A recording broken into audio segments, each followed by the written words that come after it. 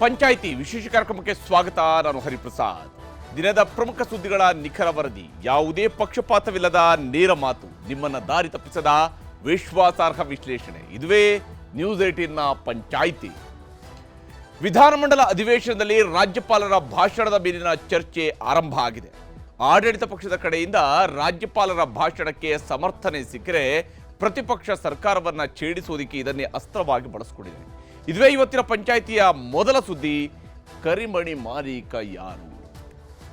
ನಮ್ಮ ಶಾಸಕರಿಗೂ ಈಗ ಟ್ರೋಲ್ ಸಾಂಗ್ಗಳೇ ಸರ್ಕಾರವನ್ನ ಟ್ರೋಲ್ ಮಾಡೋದಕ್ಕೆ ಒಂದು ಅಸ್ತ್ರ ಆಗಿದ್ದಾವೆ, ಅಥವಾ ಟೀಕಿಸೋದಕ್ಕೆ ಅಸ್ತ್ರ ಆಗಿದೆ.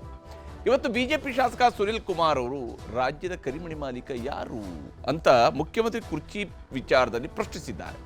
ಜೊತೆಗೆ ಒಂದಿಷ್ಟು ಒಳ್ಳೊಳ್ಳೆ ಡೈಲಾಗ್ಗಳ ಮೂಲಕವಾಗಿ ಕೂಡ ಸರ್ಕಾರವನ್ನು ಛೇಡಿಸುವಂತಹ ಕೆಲಸವನ್ನ ಮಾಡಿದ್ರು. ಗ್ಯಾರಂಟಿಗಳ ಹಣ ಬರದೇ ಇರೋದ್ರಿಂದ ಆರಂಭಿಸಿ ಮೂಡಾದ ಸೈಟ್ ಹಂಚಿಕೆ ಹಗರಣದವರೆಗೂ ಕೂಡ ಸದನದಲ್ಲಿ ಚರ್ಚೆಗಳು ನಡೆದಿದ್ದಾವೆ. ಸರ್ಕಾರದಿಂದ ಒಂದಿಷ್ಟು ಆಕ್ಷೇಪಗಳು ಕೂಡ ಅವರ ಮಾತಿಗೆ ವ್ಯಕ್ತ ಆಗಿದ್ದಾವೆ. ಸದನದಲ್ಲಿ ಬಿಸಿ ಬಿಸಿ ಚರ್ಚೆಗಳು ಹೀಗೆಲ್ಲ ಸಾಗಿತ್ತು ಇವತ್ತು ಅನ್ನೋದನ್ನ ಒಂದು ವಿಶೇಷ ವರದಿಯ ಮೂಲಕವಾಗಿ ನಿಮಗೆ ತೋರಿಸ್ತೀನಿ. ಕರಿಮಣಿ ಮಾಲೀಕ ಯಾರು ಅನ್ನುವಂತಹ ಪ್ರಶ್ನೆ ಮತ್ತು ಆ ಪ್ರಶ್ನೆಗೆ ಸದನದಲ್ಲಿ ಸಿಕ್ಕಂತ ಉತ್ತರ ಹಿಂಗಿತ್ತು ಅನ್ನೋದನ್ನು ಕೂಡ ನಿಮಗೆ ತೋರಿಸ್ತೀನಿ. ಇನ್ನು ಇವತ್ತಿನ ಪಂಚಾಯಿತಿಯ ಎರಡನೇ ಸುದ್ದಿ, ಮುಗಿಯದ ಗುದ್ದಾಟ.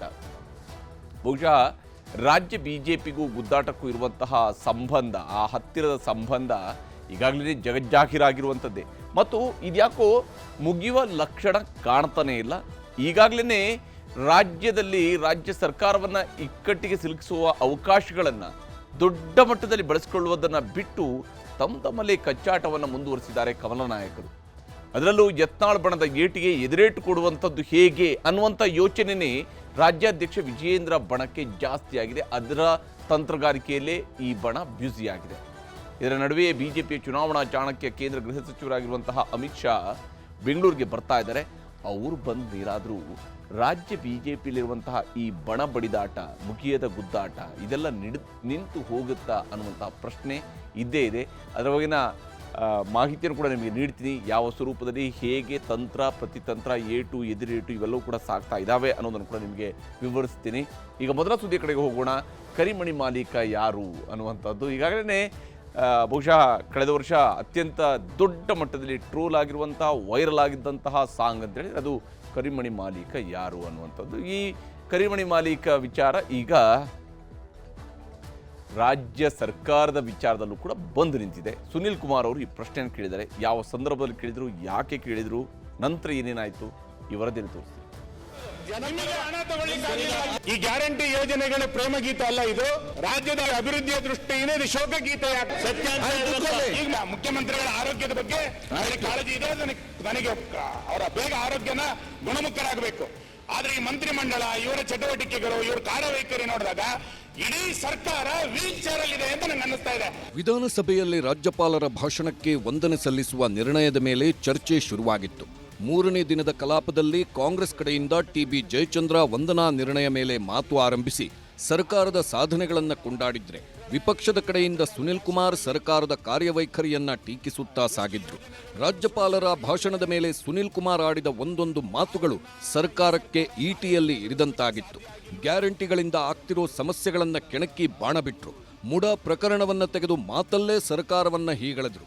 ಬಿಜೆಪಿ ಪಕ್ಷದೊಳಗಿನ ಬಿಕ್ಕಟ್ಟನ್ನ ತಾವಾಗೇ ತೆಗೆದು ರಾಜ್ಯದ ಮುಂದಿನ ಮುಖ್ಯಮಂತ್ರಿ ಯಾರು, 6 ಕೋಟಿ ಕನ್ನಡಿಗರ ಕರಿಮಣಿ ಮಾಲೀಕ ಯಾರು ಅಂತೆಲ್ಲ ಸುನಿಲ್ ಕುಮಾರ್ ಸರ್ಕಾರದ ಮೇಲೆ ಸವಾರಿಗಿಳಿದ್ರು.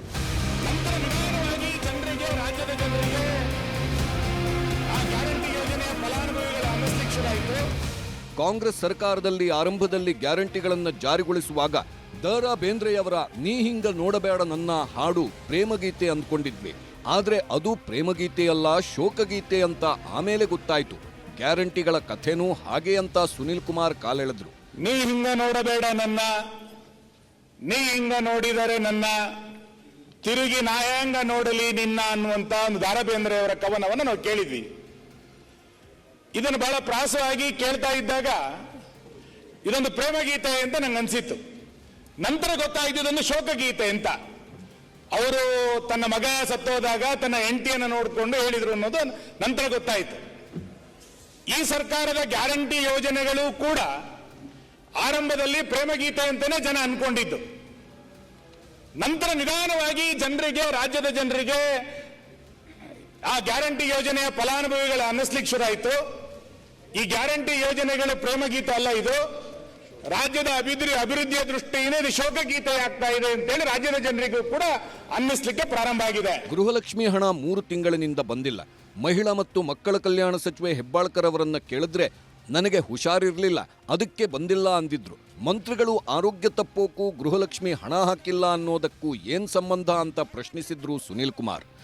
ಒಂದು ಸರ್ಕಾರದ ವ್ಯವಸ್ಥೆನಲ್ಲಿ ಪ್ರತಿ ತಿಂಗಳು ತಲುಪಬೇಕು ಅಂತ ಒಂದು ವ್ಯವಸ್ಥೆ ಇದೆ. ಅದನ್ನ ಬಿಟ್ಟು ನನಗೆ ಹುಷಾರಿರ್ಲಿಲ್ಲ, ಅದಕ್ಕೆ ಗೃಹಲಕ್ಷ್ಮಿ ತಲುಪಲಿಲ್ಲ ಅಂತಂದ್ರೆ ಆಡಳಿತ ವ್ಯವಸ್ಥೆ ಎಲ್ಲಿ ತೆಗೆದುಕೊಂಡು ಹೋಗ್ತಾ ಇದ್ದೀರಿ ಸರ್? 2 ನಿಮಿಷ. ಹಾಗಾಗಿ ಎಲ್ಲಿ ತೆಗೆದುಕೊಂಡು ಹೋಗ್ತಾ ಇದ್ದೀರಿ? ಸುನೀಲ್ ಕುಮಾರ್ ಹೀಗೆ ಲಕ್ಷ್ಮೀ ಹೆಬ್ಬಾಳ್ಕರ್ ಬಗ್ಗೆ ಮಾತಾಡ್ತಿದ್ದಾಗ ಸದನದಲ್ಲಿ ಒಬ್ಬರು ಮಂತ್ರಿನೂ ಇರಲಿಲ್ಲ.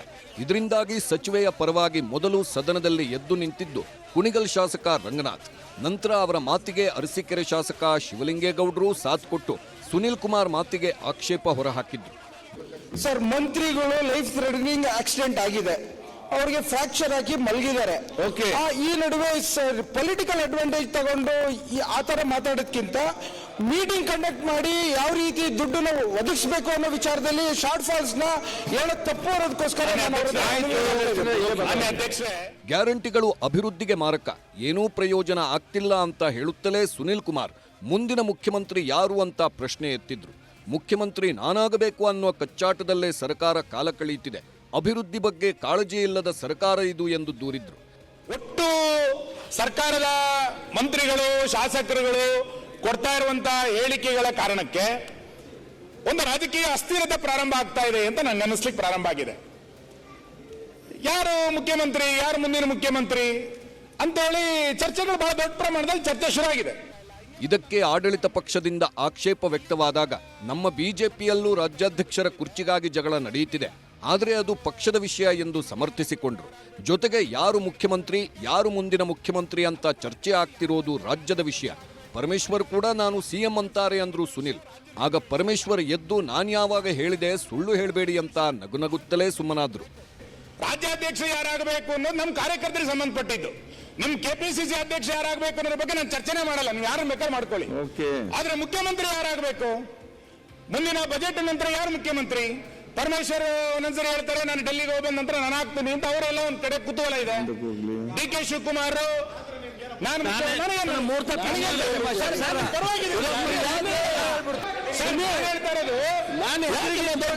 ಸುಳ್ಳು ಹೇಳ್ತಿಲ್ಲ ಸರ್. ನೀವು ಮುಖ್ಯಮಂತ್ರಿ ಆದ್ರೆ ನಾನು ಖುಷಿ ಪಡ್ತೀನಿ. ಇಷ್ಟಕ್ಕೆ ಸುಮ್ಮನಾಗದ ಸುನೀಲ್ ಕುಮಾರ್ ಬಜೆಟ್ ನಂತರ ಯಾರು ರಾಜ್ಯದ ಕರಿಮಣಿ ಮಾಲೀಕ ಹೇಳಿ ಅಂತ ಸದನದಲ್ಲೇ ಪ್ರಶ್ನೆ ಹಾಕಿದ್ರು. ನಮಗೆ ಅನ್ನಿಸ್ತಾ ಇದೆ ಕರಿಮಣಿ ಮಾಲೀಕ ನಾಡಿದ ಬಜೆಟ್ ನಂತರ ಯಾರು? ಬಜೆಟ್ ನಂತರ ಈ ಹಿನ್ನೆಲೆಯಲ್ಲಿ ಹಾಗಾಗಿ ಮುಖ್ಯಮಂತ್ರಿಗಳವರೇ ಮುಂದಾದ್ರೆ ನಮಗೇನು ಚಿಂತೆ ಇಲ್ಲ ಸರ್. ರಾಜ್ಯ ಜನ ಕೇಳಲಿಕ್ಕೆ ಶುರು ಮಾಡಿದ್ದಾರೆ. ಸದ್ಯಕ್ಕೆ ರಾಜ್ಯದ ಕರಿಮಣಿ ಮಾಲೀಕ ಸಿದ್ದರಾಮಯ್ಯ. ಬದಲಾವಣೆ ಇದ್ರೆ ಹೈಕಮಾಂಡ್ ತೀರ್ಮಾನಿಸುತ್ತೆ ಅಂತ ಹೇಳಿ ಕುತೂಹಲ ಕಾಯ್ದಿರಿಸಿದ್ರು. ಇದಾದ ಮೇಲೆ ವಿಧಾನಸಭೆ ಕಲಾಪದಲ್ಲಿ ಸರ್ಕಾರ ಮತ್ತು ವಿಪಕ್ಷಗಳ ನಡುವೆ ಗಲಾಟೆಗೆ ಕಾರಣವಾಗಿದ್ದು ಮುಡಾ ಪ್ರಕರಣ. ಮುಡಾ ವಿಷಯವನ್ನ ಕೆಣಕಿ ಮುಖ್ಯಮಂತ್ರಿಗಳ ಮೇಲೆ ಬಿಜೆಪಿ ಸವಾರಿ ಶುರು ಮಾಡುತ್ತಿದ್ದಂತೆ ಸಿಎಂ ಬೆನ್ನಿಗೆ ನಿಲ್ಲಲು ದಿಢೀರಂತ ಮಂತ್ರಿಗಳೇ ಪ್ರತ್ಯಕ್ಷರಾದ್ರು. ಮುಖ್ಯಮಂತ್ರಿಗಳ ಉತ್ತರವನ್ನ ಅಡ್ವರ್ಟೈಸ್ ರೂಪದಲ್ಲಿ ನೀವು ಕೊಡ್ತೀರಿ ಅಂತಂದ್ರೆ ಶಾಸನ ಸಭೆನ ಎಲ್ಲಿ ತೆಗೆದುಕೊಂಡು ಹೋಗ್ತಾ ಇದ್ದೀರಿ? ಹಾಗಾದ್ರೆ ಯಾರು ಸಾಮಾನ್ಯರು ಭಾಷಣ ಮಾಡೋದನ್ನ ಪತ್ರಿಕೆಗಳಿಗೆ ಜಾಹೀರಾತು ಹಾಕಿಸ್ತೀರಾ ನೀವು? ಮುಖ್ಯಮಂತ್ರಿಗಳ ಸಮರ್ಥನೆಯನ್ನ ಈ ರೀತಿ ಜಾಹೀರಾತು ತರೋದು ನಾನು ಹೇಳಿಲ್ಲ, ಜಾಹೀರಾತು ಪತ್ರಿಕೆಗಳು ಹೇಳಿರೋದು. ಸುಳ್ಳು ಅಡ್ವರ್ಟೈಸ್ಗಳು ಕೊಡೋಕೆ ಬಿಜೆಪಿ ಫೇಮಸ್. ಸುಳ್ಳು ಇವರು ಇಷ್ಟು ಅಡ್ವರ್ಟೈಸ್ ಕೊಡ್ಬೇಕಾದ್ರೆ ನಾವು ನಿಜ ಅಡ್ವರ್ಟೈಸ್ ಕೊಡೋದ್ರಲ್ಲಿ ತಪ್ಪೇನಿದೆ? ಸುಳ್ಳು ಕೊಡೋದ್ರಲ್ಲಿ ಲಕ್ಷಾಂತರ ಸಾವಿರಾರು ಕೋಟಿ ಅಡ್ವರ್ಟೈಸ್ಗಳು ಕೊಟ್ಟಿದ್ದು ಕೇಂದ್ರ ಸರ್ಕಾರದ ಹಣದಲ್ಲಿ ಸುಳ್ಳು ಮಾತಾಡ್ತೀವಿ. ಹಾಗಿದ್ದರೆ ಹಗರಣ ಮಾಡಿಲ್ಲ ಅಂತಾದ್ರೆ ಮುಖ್ಯಮಂತ್ರಿ ಸಿದ್ದರಾಮಯ್ಯನವರು 14 ಸೈಟು ವಾಪಸ್ ಕೊಟ್ಟಿದ್ಯಾಕೆ ಅಂತ ಅಶೋಕ್ ಪ್ರಶ್ನೆ ಹಾಕಿದ್ರು. ಆಗ ಸಚಿವ ಚಲುವರಾಯಸ್ವಾಮಿ ಬಿಜೆಪಿ ಸರ್ಕಾರದ ಮುಡಾ ಹಗರಣ ತನಿಖೆ ಆಗಬೇಕು, ಅದಕ್ಕೆ ಸಿಎಂ ಸೈಟು ವಾಪಸ್ ಕೊಟ್ರು ಅಂತ ಕಾಲೆಳೆದ್ರು. ನಿಮ್ಮ ಬಿಜೆಪಿ ಗವರ್ಮೆಂಟ್ ನಲ್ಲಿ ಬಿಜೆಪಿ ಅಧ್ಯಕ್ಷ ಆಗಿದ್ದಾಗ ಮೂಡಾದಲ್ಲಿ ಎಷ್ಟು ಹಗರಣ ಮಾಡಿದ್ದೀರಾ ತನಿಖೆ ಮಾಡ್ಬೇಕಾದ್ರೆ ಅದಕ್ಕೋಸ್ಕರ ಇದನ್ನು ವಾಪಸ್ ಕೊಟ್ಟು ತನಿಖೆ ಮಾಡ್ತಾ ಇರೋದು. ಇನ್ನು ಸುನಿಲ್ ಕುಮಾರ್ ಮುಖ್ಯಮಂತ್ರಿ ಮುಡಾ ಕೇಸ್ ಬಗ್ಗೆ ಮಾತಾಡ್ತಿದ್ದಾಗ ಪ್ರಿಯಾಂಕ್ ಖರ್ಗೆ ಎಲ್ಲದಕ್ಕೂ ಎದ್ದು ನಿಲ್ತಿದ್ರು. ಆಗ ಜೋರು ಗಲಾಟೆಯೂ ನಡೆಯಿತು.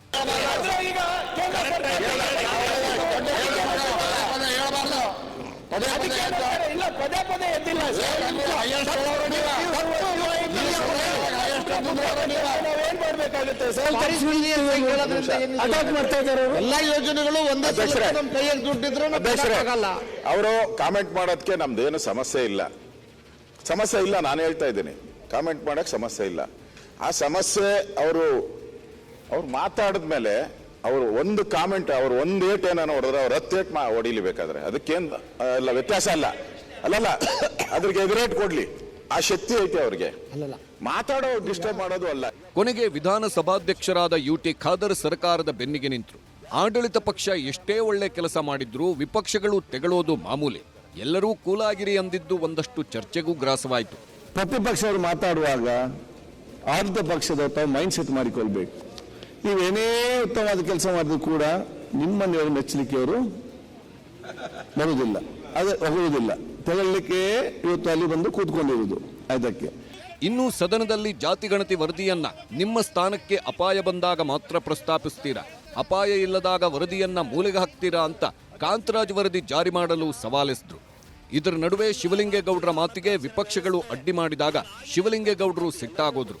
ಆಗ ಕಾಂಗ್ರೆಸ್ ಶಾಸಕರು ಶಿವಲಿಂಗೇಗೌಡರಿಗೆ ರಾಜಾಧಿರಾಜ, ರಾಜ ಮಾರ್ತಾಂಡ, ಮಹಾರಾಜರಿಗೆ ಬಹುಪರಾಕ್ ಅಂತ ಹೇಳಿ ಕಾಲೆಳೆದ ಪ್ರಸಂಗಾನೂ ನಡೆಯಿತು. ನಮಗೆ ಅನುದಾನಗಳು ಯಾಕೆ ಸಂತ ಮಾಡ್ಕೊಳ್ರಿ, ನಮ್ ಗರ್ಸಿ ಸಂತ ಹಿಂಗೆ ಕಳ್ರಿ. ಶಬ್ಬಾಸ್ ಗೌಡ್ರೆ, ಶಬ್ಬಾಸ್. ರಾಜಾದಿ ರಾಜ, ರಾಜ ಮಾರ್ತಾಂಡ, ಶಿವಲಿಂಗೇಗೌಡರೇ. ವಿಧಾನಸಭೆಯಲ್ಲಿ ಹೀಗೆ ರಾಜ್ಯಪಾಲರ ಭಾಷಣ, ಮುಡಾ ಹಗರಣಗಳ ಬಗ್ಗೆ ಪ್ರಸ್ತಾಪವಾದರೆ ಮೇಲ್ಮನೆಯಲ್ಲಿ ಹಳೆಯ ಘಟನೆಯನ್ನ ಮತ್ತೆ ಕೆದಕಲಾಯಿತು.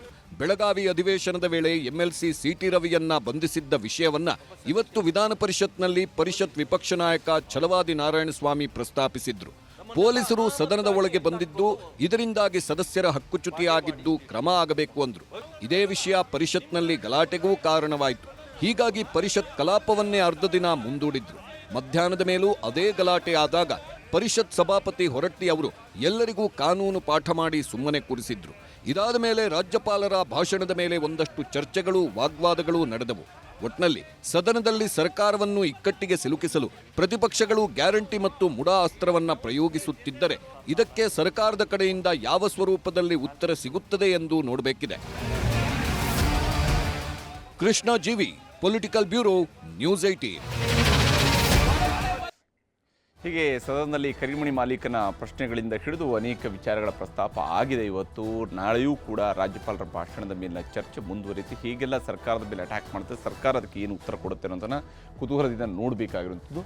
ಇನ್ನು ಪಂಚಾಯತಿ 2ನೇ ಸುದ್ದಿ ಕಡೆಗೆ ಹೋಗೋಣ. ಮುಗಿಯದ ಗುದ್ದಾಟ ಹೀಗೆಲ್ಲ ಸಾಗ್ತಾ ಇದೆ ಅನ್ನುವಂಥದ್ದನ್ನ, ಇಲ್ಲಿ ತಂತ್ರ, ಪ್ರತಿತಂತ್ರ, ಜಟಾಪಟಿ ಇವೆಲ್ಲವೂ ಕೂಡ ಬಹಳ ಜೋರಾಗಿ ಸಾಗ್ತಾ ಇರುವಂಥದ್ದು.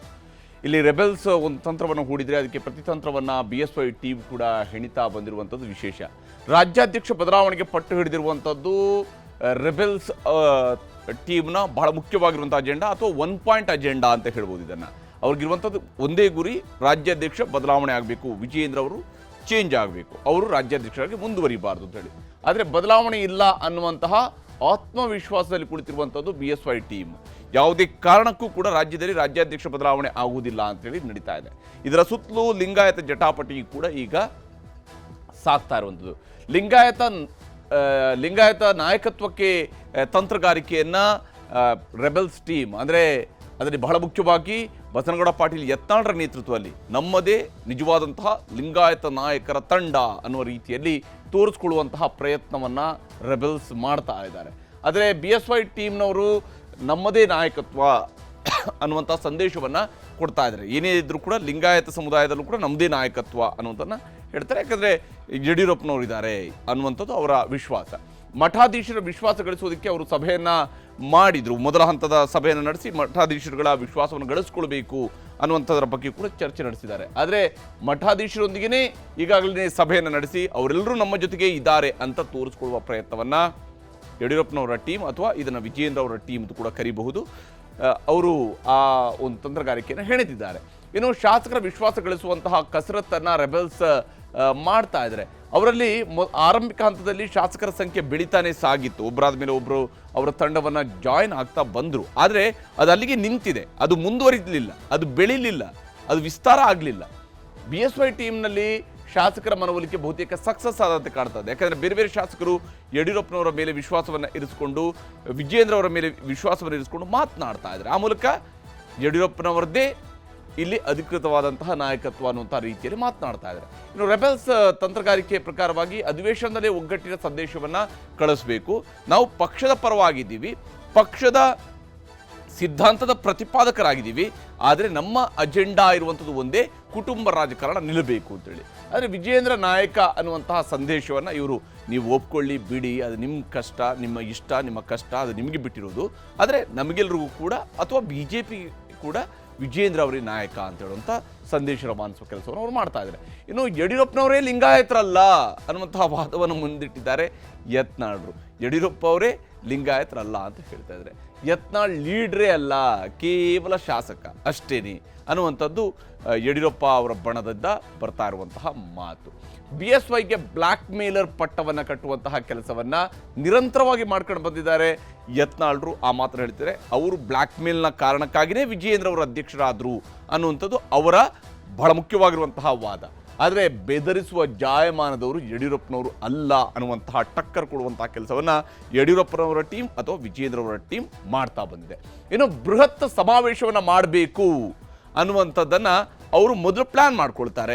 ಒಂದು ಬೃಹತ್ ಸಮಾವೇಶವನ್ನು ನಡೆಸಬೇಕು, ಅದು ಪಕ್ಷದ ವೇದಿಕೆಯಲ್ಲಾದರೂ ಸರಿ ಅಥವಾ ಸಮುದಾಯದ ವೇದಿಕೆಯಲ್ಲಾದರೂ ಸರಿ, ಸಮುದಾಯದ ಹೆಸರಿನಲ್ಲಾದರೂ ಸರಿ ಅನ್ನುವಂಥ ನಿಟ್ಟಲ್ಲಿ ಅವರು ಯೋಚನೆಯನ್ನು ಮಾಡ್ತಾ ಇದ್ರು. ಆದರೆ ಅವರು ಯಾವಾಗ ಯೋಚನೆ ಆಗಿ ಶುರು ಮಾಡಿದ್ರು ಅಷ್ಟೊತ್ತಿಗೆ ಈ ಟೀಮ್ ಪ್ರತಿತಂತ್ರವನ್ನು ಎಣಿತು. ದಿನಾಂಕವನ್ನು ಕೂಡ ಘೋಷಣೆ ಮಾಡಿದರು, ಸ್ಥಳವನ್ನು ಕೂಡ ಘೋಷಣೆ ಮಾಡಿದರು. ಏಪ್ರಿಲ್ 4ರಂದು ದಾವಣಗೆರೆಯಲ್ಲಿ ಸಮಾವೇಶ ಅಂತೇಳಿ ಘೋಷಣೆಯನ್ನು ಮಾಡಿದ್ದಾರೆ.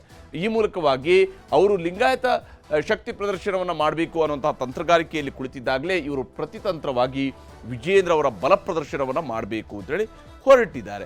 ವಿಜಯೇಂದ್ರ ಹಾಗೂ ಯತ್ನಾಳ್ರು ಈ ನಿಟ್ಟಿನಲ್ಲಿ ಏನೇನು ಮಾತನಾಡಿದ್ದಾರೆ ಅನ್ನೋದನ್ನು ಕೂಡ ನಿಮಗೆ ತೋರಿಸ್ತೀನಿ. ಕರ್ನಾಟಕ ರಾಜ್ಯದಲ್ಲಿ ಯಾರ್ಯಾರು ಜಾತಿ ಹೆಸರು ಹೇಳ್ಕೊಂಡು ರಾಜಕಾರಣ ಮಾಡೋದಕ್ಕೆ ಹೊರಟಿದ್ದಾರೆ ಅಥವಾ ಮಾಡ್ತಾ ಇದ್ದಾರೆ, ಅವ್ರು ಕೇವಲ ಶಾಸಕರಾಗಿ ಮಾಜಿ ಸಚಿವರಾಗಿ ಉಳ್ಕೊಂಡಿದ್ದಾರೆ. ನಿನ್ನೆ ಕೂತವರಲ್ಲಿ ದೊಡ್ಡ ಲೀಡರ್ ಇದ್ರೇನ್ರಿ, ಆ ಸ್ವಾಮಿಗಳು ಯಾರು, ಅವ್ರು ಯಾವ ಡ್ರೆಸ್ ಹಾಕಿದ್ರು, ಆ ಸ್ವಾಮಿಗಳು ಮುಖನೇ ನೋಡಿರಲಿಲ್ಲ. ಎಲ್ಲ ರೆಡಿಮೇಡ್ ಹಾಕ್ಕೊಂಡು ಬಂದು ಕೂತಿದ್ರೆ. ಅಲ್ಲಿ ಯಾರೋ ಒಬ್ಬರು ಪ್ರತಿಷ್ಠಿತ ಸ್ವಾಮಿಗಳು ಇರಲಿಲ್ಲ, ಪ್ರತಿಷ್ಠಿತ ವ್ಯಕ್ತಿಗಳಿರಲಿಲ್ಲ. ಅದು ವಿಜಯೇಂದ್ರನ ಗ್ಯಾಂಗೇ ಮಾಡಿದ್ದು, ಏನು ಬೇರೆ ಇದೆ ಜಗತ್ತಿಗೆ ಗುರುತಿಲ್ಲ. ವಿಜಯೇಂದ್ರ ಗ್ಯಾಂಗನೇ ನಿನ್ನೆ ಲಿಂಗಾಯತರ ಸಭೆ ಮಾಡ್ಯಾರ. ಅಲ್ಲಿಗೆ BJPಯವರು ರೆಡಿಮೇಡ್ ಸ್ವಾಮಿಗಳನ್ನು ಕೂಡ ರೆಡಿ ಮಾಡ್ಕೊಳ್ತಾರೆ ಅನ್ನೋದು ಯತ್ನಾಳ್ರ ಮಾತಿನಿಂದ ಗೊತ್ತಾಗ್ತಾ ಇರುತ್ತೆ. ಈ ರೀತಿಯಾದಂತಹ ಟೀಕೆ ಪಕ್ಷದ ವಿರುದ್ಧ, ಪಕ್ಷದ ನಾಯಕರ ವಿರುದ್ಧವೇ ಬಂದಿದೆ. ಇನ್ನು ಈ ಎಲ್ಲದಕ್ಕೂ ಕೂಡ ಮಧ್ವರಿತಾರ ಅಮಿತ್ ಶಾ ಅನ್ನುವಂಥದ್ದು ಇರುವಂತೆ. ಯಾಕಂದರೆ ಗೃಹ ಸಚಿವರ ಮೇಲೆ, ಕೇಂದ್ರ ಗೃಹ ಸಚಿವರ ಮೇಲೆ ಭಾಳ ನಿರೀಕ್ಷೆಗಳನ್ನು BJP ನಾಯಕರು ಇಟ್ಕೊಂಡಿದ್ದಾರೆ. ಬಣಬಡಿದಾಟ, ರಾಜ್ಯಾಧ್ಯಕ್ಷರ ಆಯ್ಕೆ ಕಸರತ್ತಿಗೆ ಬ್ರೇಕ್ ಬೀಳುತ್ತಾ ಅನ್ನೋಂಥ ಪ್ರಶ್ನೆ ಇದ್ದೇ ಇದೆ. ಯಾಕಂದರೆ ಮಾರ್ಚ್ 7ರಂದು ಅವರು ರಾಜ್ಯಕ್ಕೆ ಬರ್ತಾ ಇದ್ದಾರೆ. ಆ ಸಂದರ್ಭದಲ್ಲಿ ಅವರು ಮಧ್ವರಿತಾರ ಅಂತೇಳಿ ರಾಜ್ಯಾಧ್ಯಕ್ಷ ಆಯ್ಕೆ ಬಗ್ಗೆ ಸುಳಿವು ಅಥವಾ ಸ್ಪಷ್ಟತೆ ಸಿಗುತ್ತೆ ಅನ್ನುವಂಥ ಲೆಕ್ಕಾಚಾರ BJPಯ ಮನೆಯಲ್ಲಿ ಹರಿದಾಡ್ತಾ ಇದೆ. ಬಣವೀರರಿಗೆ ಖಡಕ್ ವಾರ್ನಿಂಗ್ ಕೊಡುವಂತಹ ಕೆಲಸವನ್ನು ಕೂಡ ಅಮಿತ್ ಶಾ ಅವರು ಮಾಡ್ಬೋದು. ಯಾಕೆಂದರೆ ಅವರು ಒಂದು ಮಾತು ಹೇಳಿದರೆ ಮುಗೀತು ಅನ್ನುವಂತಹ ಸ್ಥಿತಿ ಸದ್ಯಕ್ಕೆ ರಾಜ್ಯ BJPಯಲ್ಲಿದೆ, ದೇಶದ BJPಯಲ್ಲೂ ಇದೆ. ಬಣ ನಾಯಕರೊಂದಿಗೆ ಪ್ರತ್ಯೇಕ ಭೇಟಿಗೆ ಇನ್ನೂ ಕೂಡ ಯಾವುದೇ ಸಮಯಾವಕಾಶವನ್ನು ಅಮಿತ್ ಶಾ ಅವರು ಕೊಟ್ಟಿಲ್ಲ. ಹಾಗಿದ್ದರೂ ಯತ್ನಾಳ್ ಬಣದವರು ಅರವಿಂದ ಲಿಂಬಾವಳಿಯವರನ್ನ ಮುಂದೆ ಇಟ್ಟುಕೊಂಡು ಅಮಿತ್ ಶಾ ಜೊತೆಗೆ ಚರ್ಚಿಸಬೇಕು ಅಂತ ತಂತ್ರಗಾರಿಕೆಯನ್ನು ಹೆಣೆದಿದ್ದಾರೆ ಅಥವಾ ಅಂಥದ್ದೊಂದು ಕನಸು ಕಾಣ್ತಾ ಇದ್ದಾರೆ. ಅಮಿತ್ ಶಾ ಭೇಟಿ ಮಾಡಿ ವಿಜಯೇಂದ್ರ ವಿರುದ್ಧ ದೂರು ನೀಡೋದಕ್ಕೆ ಸಿದ್ಧತೆಯನ್ನು ಕೂಡ ಮಾಡ್ಕೊಂಡಿದ್ದಾರೆ. ಶಾ ಆಗಮಿಸ್ತಾ ಇರುವ ಸಂದರ್ಭದಲ್ಲೇ ಎರಡೂ ಟೀಮ್ಗಳು ಫುಲ್ ಆಕ್ಟಿವ್ ಆಗಿದ್ದಾವೆ. ಎಷ್ಟು ಆಕ್ಟಿವ್ ಆಗಿದ್ದಾವೆ ಅನ್ನೋದನ್ನು ನಾವು ಈಗಾಗಲೇ ನೋಡಿದ್ವಿ. ಇಬ್ಬರ ಮಾತುಗಳ ವೈಖರಿಯಲ್ಲೂ ಕೂಡ ಗೋಚರ ಆಗ್ತಾ ಇದೆ. ಆದರೆ ಇದಕ್ಕೆಲ್ಲವೂ ಕೂಡ ಹೇಗೆ ಪರಿಹಾರ ಸಿಗುತ್ತೆ ಅನ್ನೋದನ್ನು ನೋಡಬೇಕಾಗಿದೆ. ಇದಾಗಿತ್ತು ಇವತ್ತಿನ ಪಂಚಾಯಿತಿ. ನಮಸ್ಕಾರ.